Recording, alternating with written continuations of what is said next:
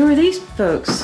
That is my grandfather and my great-grandfather. My grandfather's company, that's pictures from 1921. Where is That this? was in Sumter, South Carolina. My grandfather was the only one with a hat on. It was an insurance company. Those clothes are so cool. May of 1921, so my father would have been one. The only person he knew was this woman right here, my dad. Your dad. And he said she was so bashful that you never saw her with her head up. That's crazy. I mean, he said it was just terrible, but he remembered her. And then I'm originally from Sumter. Yeah. The bridge in the bottom right-hand corner, we built. Coastal Structures? Mm-hmm. And the house in the top right corner belonged to my great-grandfather's parents and is now the museum in Sumter. That is so tell me about this flag. That was on my father's casket. He was in World War II and Korea, then started a reserve unit in Sumter after he got out, and we had a military funeral for him when he died, and that was the flag, and they give you 3 bullets. They have 7 guns that shoot 3 times. Yeah. So they actually taped 3 of the bullets together from one of the guns and gave it to me. I did real well right up to when the gun started going off. Pretty emotional. Those military funerals are very emotional. Yeah, they are. This was a 4-lane road through Sumter, and that was a bridge that went from one side of Swan Lake Gardens to the other. And to do it, we were going to have to close down a lane and have people working, so I didn't want to do it that way. And 2 o'clock one morning it came to me, and we went over in a field. And what was the vision here? The vision was we went in the field and we completed the whole bridge. Yeah, We even had light fixtures in it. And then one Sunday, we loaded it on a big trailer, pulled it around there. And there's 2 cranes. We picked the whole thing up and set it. People went to church and there was no bridge. And they came back and the bridge was there.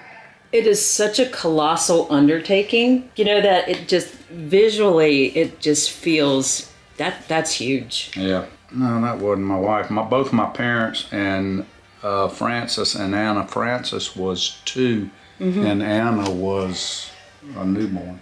Oh, wow. When we did that thing. Yeah, that's me right there. And I don't know if that's JB right there or not.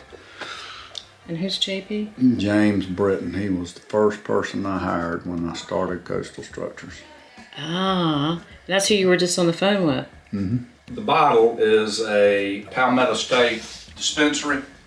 Bottle, you know, the women did not want to have a liquor manufacturer in the state of South Carolina, so they came up with this Palmetto dispensary. And it's got, see the palmetto tree?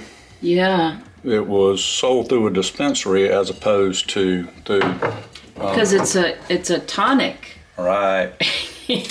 And then these are, so when my father was in World War II, he and a big group of men came into a city, and the Germans were actually there having a big banquet, and Hitler was huge on every division of his service having their own china and silverware. So they just, I mean, literally, they got up and left as Dad and his people were walking in. I mean, the food was on the table and everything, so wow. I've got full sets of china and silver, and this was actually a civil service unit. I think it was AR. I did some research on it at one point, and I'd have to remember, but it was AR 71 or RAR 71.